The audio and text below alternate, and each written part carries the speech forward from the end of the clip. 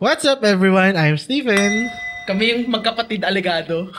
The Aligado Brothers. Nag-alog. And today we will try to see and check if these Gen Zs still know these things from the past.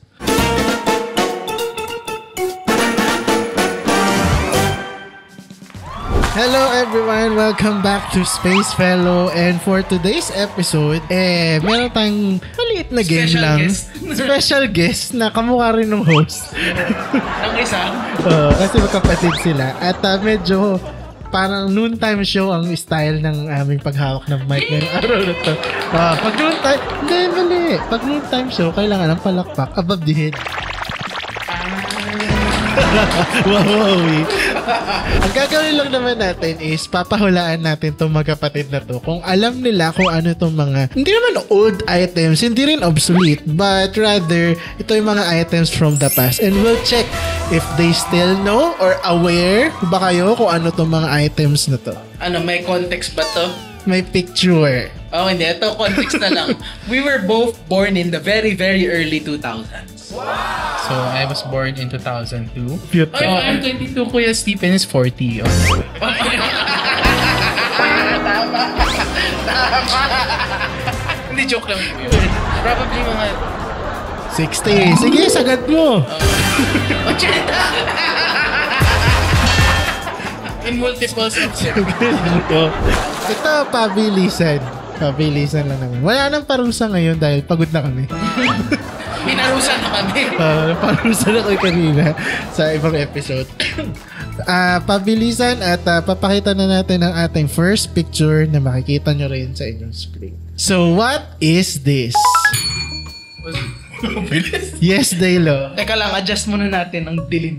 Di ba photocopier to? Ha? Di ba photocopier to? Photocopier. Photocopier. Still. Di yan para sa CD, di ba? Kanina confident si RG na nagbe-briefing kami. Dali lang yan. Tingin ko, alam ko kasi I'm a zillennial. Mga ganun. Oh, whatever. And in other lies, I tell people. Seryoso, hindi nyo alam? Actually, hindi kasi... O nagjo-joke lang kayo? Hindi namin alam. Yung sasabihin ko dapat pang dentista ba yan? Wait lang. Pwede bang i-zoom? Zoom! Pwede i-zoom. Pwede nyo hipuin yung picture eh. What's that? Security camera. Ulitin ko. Security camera. Wala, give up na kami. Mahirap agad ba 5. Pwede bang last guess? Sige. Alam mo yung nakikita sa medical, sa mercury drug, yung nagpapatest ng BMI calculator. BP, pang BP ka? Hindi, yung ganun, di ba? Yung sa mercury drug, may mga machine dati. Nagtatest. Hindi. Body mass calculator yung tawag doon ata. Hindi. Okay. Last 5 seconds. Wala. 5, 4, Mahirap agad. 2, 1. Okay.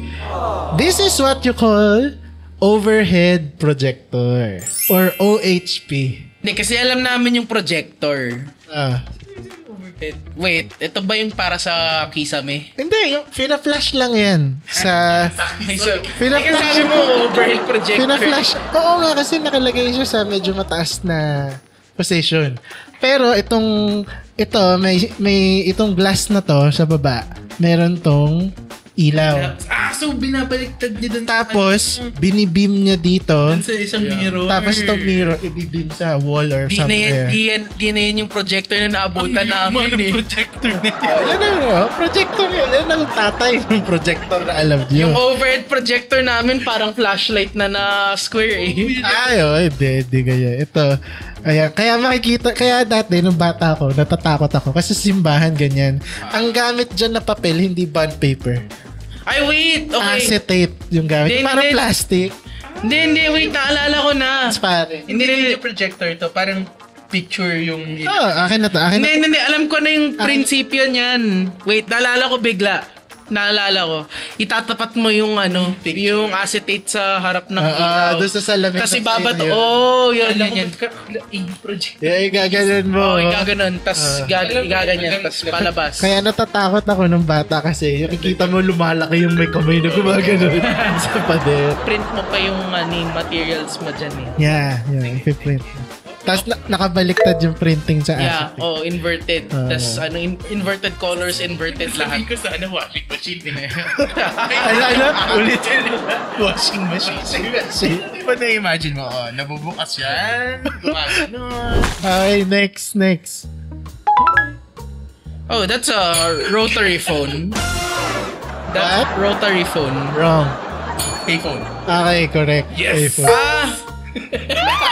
We're asking about the whole thing. Sorry. Hindi yung Pero tama function naman niya. din ako. Pero tama naman na rotary yun. Wrong. Afro what? I ain't wrong. At least know where it's from. Okay na magbilang ng points nyo ah. O tigi, dalawa, Wait. Telegram. Telegram. Wrong. Hindi ba parang... Or hindi ba Morse code yan? Half right. Hindi siya telegram. Ganito yun eh. It's a Stet- Morse. It's stethoscope. Oh my God. Morse nga siya. Morse. Hindi, it's like Tama si kuya mo. something gram siya. Stenogram? Hindi, wait. Hindi siya gram. Yun naman si Sark. Deeper. Wait, hindi. So, Deeper.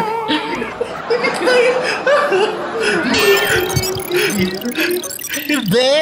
Tuk-tuk-tuk yung niya, yung sergeant. di sobrang galit ako kasi alam ko to nung bata ako. Like, kasi I'm into spy movies, di ba? James Bond. Di ko maalala yung tawag dyan. Stop! Stop! Yeah. Yun yung Morse eh. Yun Yun sinasabi nga mo. Pero ano tong device na to? Nakapag pumunta ka sa mga estasyon ng lumang tren, makikita mo, ang daming poste niyan. 4, 3, 2, 1. Wala talaga.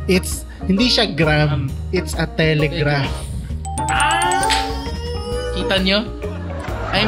Alam ko to eh. Alam namin to eh. Nanonood kami ng ball to eh. Actually, isa pa akong mga Pinoy, Baker King, alam niyo yun? Nabitan yung yung isang bida doon. Nabitan siya sa nabitan yung pera niya, yung pinadala niya lang na Morse code, parang 10 10 characters lang pwede pagkasya sa kasya yung base sa pera niya. Mga Or something like that. Di sa Hachiko yata. Isa pa yun. Next. What is this item? Ay, Well, that definitely Hindi po yan tela. May clue na kayo. sabi ko sana anyway. Kalito ko talaga. Di pa yun carbon paper? Correct. Hindi pa ako Oh, wait, sorry. Carbon paper. Correct. Carbon paper. Alam ko yun kasi hanggang ngayon yung nagamit ni Ma'am. Oo. Tsaka sa mga pag bumibili ka. Parang Mukhang siyang denim. tela. One day. Kaya sinabi ko na hindi yung tela. Okay, next. Sino yan? Pare. Wait. Ilang points na siya? 1 point? 2? Anong nahula? Hindi, 1 point. 1 point kasi hindi mo nahula yung telegraph. Ako nahula ko yung Looney Tunes runner. Okay. Pero 2 Okay. points na siya. Next. Uni 1. Madeline. Pambihira. O sige. Sino yung asawa? Ay, asawa dyan. Sino yung aso dyan? Popoy bang cartoon yun? Di na namin alam eh. Hindi, sabi Ano pangalan na aso niya? 5, Pongo. Hindi. 4, Pongo! Ano? 3, 2, Wala. Si Genevieve, yung aso niya. Lagi nga tinatawag eh. Si Miss Clavel, tsaka si Genevieve. Si Genevieve. Pero legit though, Bisaya eh, Genevieve. yung nalilito kasi may Madeline the show. Oy, pero legit nalilito ako. May Madeline the show, tapos may Madeline na pastry. Tapos meron pang Madeline the live, Live action. Okay, next. Ano yan? Yung credit card yan eh. Pang credit card yung pang swipe ng credit card ba yun? Ano yung mismo pangalan? Forgot man, kasi something imprinter yun eh. Or credit card imprinter? Correct. So, ano ginagawa? Ano hindi kasi, yung credit cards dati, for you to generate a resibo or invoice. Wala pang terminal nun kasi. So yung gagawin mo, you put your credit card on a paper. Ay, May carbon paper din yan. So, tapos isa-swipe down mo yan. Kakaskasin mo. Tapos yung imprint lalabas sa ilalim. Well, the other chamber. Tapos yun na yung resibo mo. Kaya yung pangalan sa credit card naka-emboss, di ba? Yun yung use nun. That's why, yung mga credit card na yun, flat na eh. Oh, wait, isa pa. Kaya alam na alam ko to, Home Alone 2. After the scene ni Donald Trump, si Kevin lalapit. Oh, credit card. Yun. so ano yun? Pinapakita mo pa yung resibo sa bangko. Yeah. Yun ang resibo Para mo. it shows na. Hindi, yun yung resibo mo. Tapos it's the responsibility of the business to bring all the invoices. Kasi diba ngayon, electronic na, may lumalabas na lang na card Hindi slip. kasi kala ko ikaw pa yun.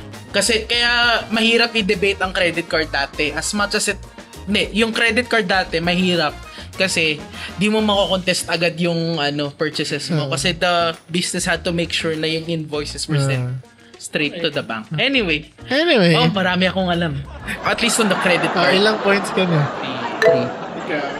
Ay, next. Ako na una. Ay. Tignan mo yung botones.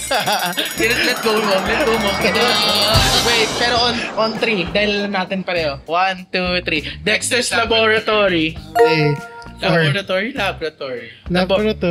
Hindi, depende on which English you learn. It's either laboratory or laboratory. Anong English mo? Sino yung series?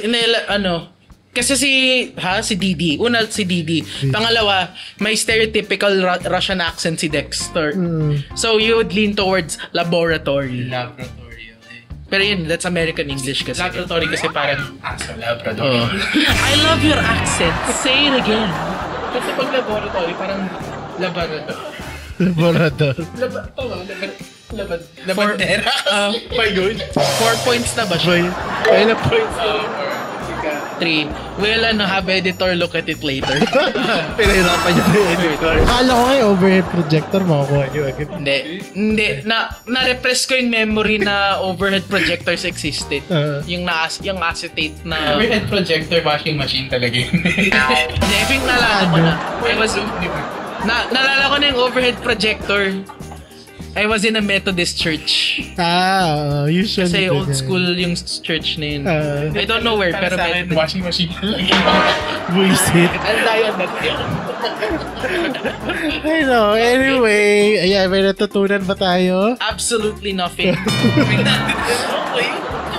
First time ko nakita yun. Yeah. Ayan, siya may natutunan siya, na-amaze siya. Tsaka dun sa imprinter. Ngayon ko lang nag-gets yung purpose nun.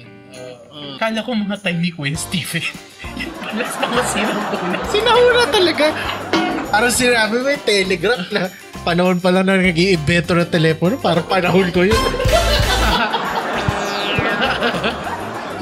Oy, violence committed on the audio. Buisit. Tama na. Anyway, that's it for today. Thank you for watching. See you next time. I've been RG. Kapatid ko si Stephen. Good night, Stephen. We'll see you again next time. Bye. Bye. Panahon ko.